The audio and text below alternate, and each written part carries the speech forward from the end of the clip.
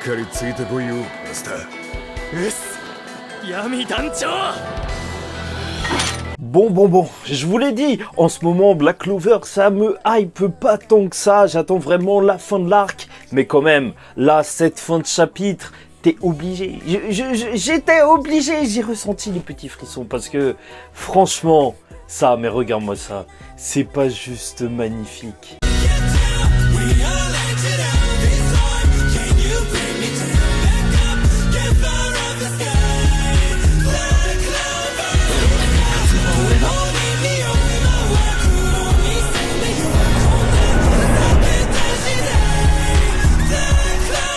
Mesdames et messieurs, ici Chaz et on se retrouve aujourd'hui pour la review du chapitre 315 de Black Clover. Et le titre du chapitre est Combat super géant. Je vous avoue que moi je suis pas du tout fan de mecha, ça fait que je suis assez content que en fait ce combat contre la base du taureau noir en géant mecha, bah ça ne dure qu'un seul chapitre, mais riche en émotions quand même.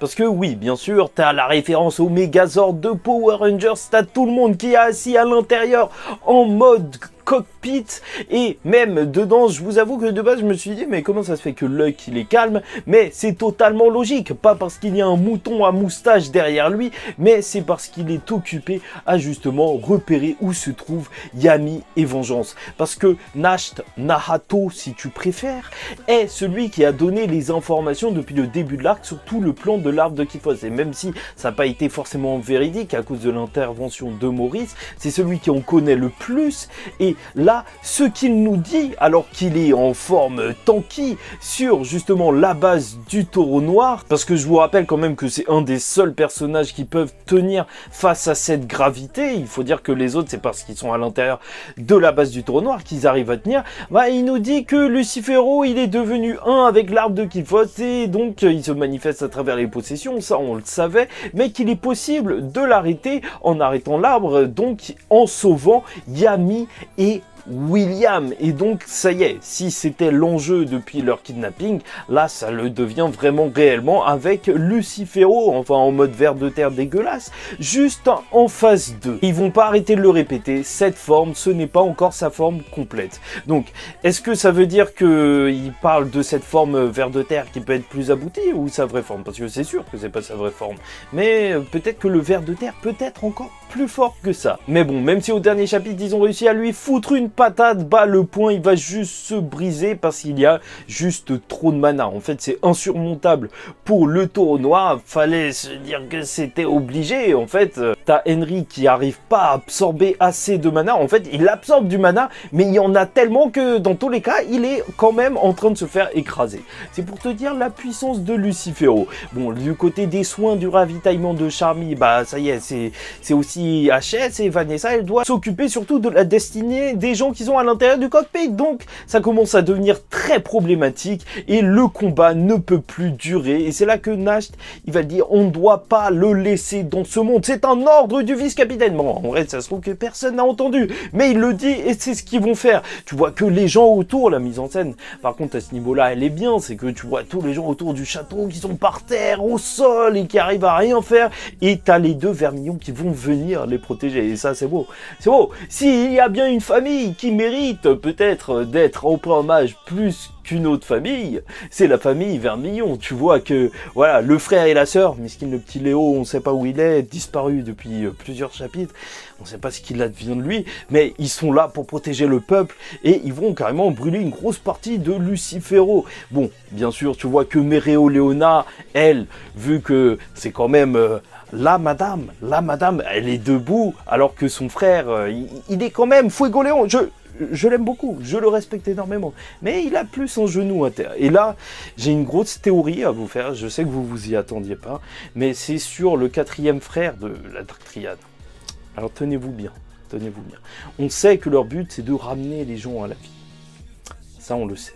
Dante, magie de corps, Zenon, magie d'os, et Vanica, magie de sang, et est-ce que vous trouveriez pas ça bizarre qu'un personnage ait justement une énorme régénération? Regardez Fuegoleon, là il a un bras en plus. Bon, en gros c'est n'importe quoi, mais je crois que Tabata s'est trompé et en gros il n'y a pas de théorie. Après je vous avoue que je suis un homme peiné, hein. C'est vrai qu'on verra pas Fuegoleon en Spirit Dive lors de cet arc, mais là on a eu beaucoup de combats. C'est pas grave, réservez-le-moi pour un autre truc, c'est pas grave, je suis content. Bon, bref, et là le taureau noir va se donner à fond pour lâcher tous des petits canons un petit peu partout, sauf que en fait Lucifero est beaucoup plus fort. Et c'est la base du taureau noir qui va se retrouver être détruite. Et là, t'as la page du désespoir avec tout le monde à terre.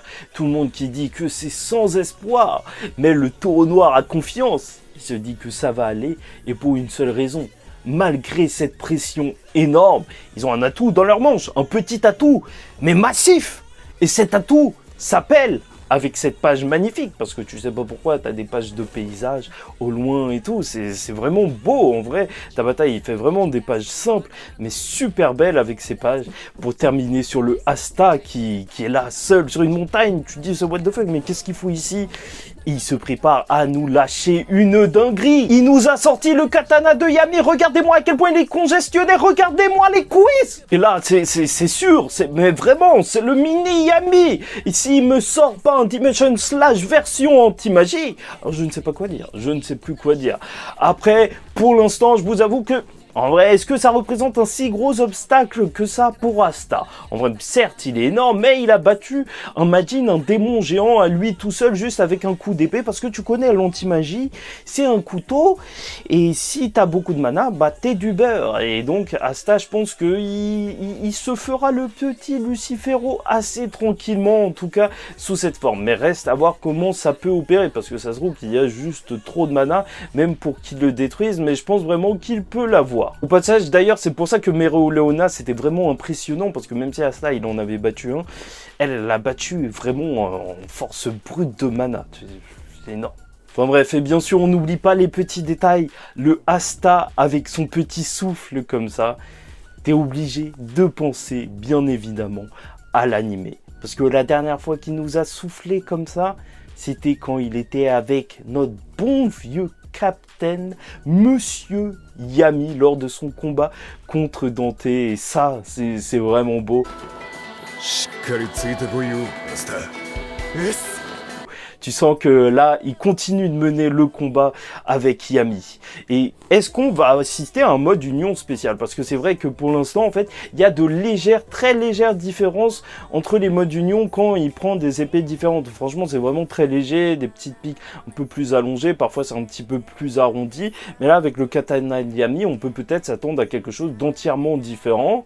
Franchement, faut vraiment voir comment ça va se passer.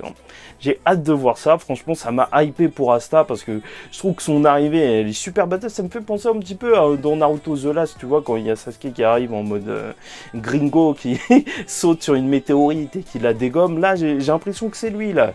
Il est à l'autre bout du monde et il va commencer à attaquer Lucifero pour sauver tout le monde. C'est beau, j'aime beaucoup. Est-ce qu'il va nous lâcher un hasta la vista? Asta. Je pense vraiment que ce Lucifero mode ver de terre dégueulasse sera battu la semaine prochaine et j'attends vraiment les retombées de cet arc. En fait, l'impact, est-ce qu'il y aura eu en vrai justement un gros impact des pertes? J'espère bien, parce que sinon, on en reparlera. Après, je pense que c'est le dernier ennemi, mais peut-être qu'il peut y avoir un autre personnage. Je vois le quatrième frère de la doctrine qui arrive, qui gifle tout le monde. Tu vois, juste une petite gifle qui tue un ou deux mecs, les plante comme ça, et après qui s'en va. Ça, ce serait pas mal comme fin d'arc. Ou même, en vrai, entre nous... il y a eu une porte qui a été ouverte, une deuxième, on ne sait pas très exactement comment ça a marché, justement, ce changement fait par Maurice. Ça se trouve que le démon de la deuxième porte, il est sorti, il est en train de regarder tout ça, il boit du thé en regardant tout ça, et ça va mal terminer dans tout cas. Mais j'espère vraiment, et voilà. Je vous le dis, c'est un peu triste, mais j'ai hâte que cet arc se termine. Ça fait depuis longtemps là que ça dure, cette invasion de Spade. Il me faut les retomber. Bon, bref, j'espère que vous avez apprécié cette vidéo. En tout cas, pour moi, c'était un plaisir de vous la faire. N'hésitez pas à liker ou disliker la vidéo si ça vous a pas plu, à vous abonner, parce que chaque semaine, on parle de Black Clover. Je crois que la semaine prochaine, il n'y a pas de chapitre à confirmer. Je crois même que Tabata prend une pause à confirmer encore une fois. Et bon... en attendant la semaine prochaine ou celle d'après ou de toute façon le retour de Black Clover, je vous dis ciao tout le monde, faites très attention à vous et surtout, paix sur vous.